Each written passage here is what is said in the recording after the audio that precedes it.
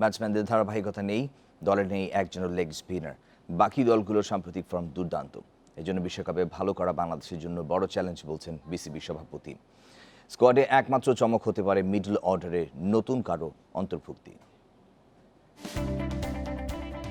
অভিজ্ঞতা আর প্রতিভার বিচারে টাইগার ইতিহাসের সেরা দল নিয়ে এবার বিশ্বকাপে যাবে বাংলাদেশ। ক্রিকেটার, ম্যানেজমেন্ট থেকে শুরু করে সাবেকদের একই মত দলটিকে নিয়ে। তাই তো আশার বাণী শোনা গেছে বহুবার।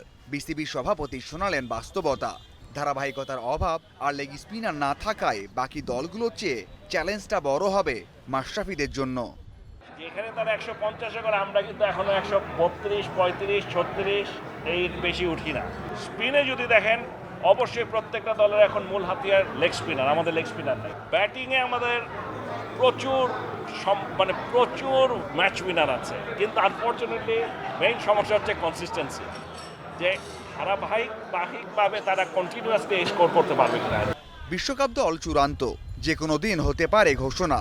একটা জায়গা নিয়ে এখনো চিন্তায় নির্বাচকেরা। ব্যাটিং বোলিং লাইন আপ ঠিক হয়ে গেছে, চমক থাকতে পারে মিডল অর্ডারে। অভিজ্ঞ কিংবা আনকরা কাউকে দেখা যেতে পারে বিশ্বকাপের দলে। মোটামুটি এখন তো সবই ফাইনাল, এখানে তো আর তেমন কিছু তো নাই। এটা আমি জানি না কেন দেরি করবে, যখন টাইম বলার তখনই করে ফেলবে, যখনই করতে পারে। তেমন কিছু নাই, 15 নাম্বারটা নিয়েই শুধু আলোচনা হতে পারে। তো 15 নাম্বারের ব্যাপারে আমাকে জিজ্ঞেস করার আসলে কিছু নেই, এটা they can choose anybody. Windies, Sri Lanka, আফগানিস্তানের বিপক্ষে জয়ের আশা ছিল বাংলাদেশের। তবে দলগুলোর সাম্প্রতিক ফর্মে চিন্তার ভাঁজ পড়েছে। বড় লক্ষ্যের চাপ না নিয়ে সাকিব, তামিমদের সেরাটা দিতে বলছেন বিসিবি সভাপতি। Mazharul Islam, independent news.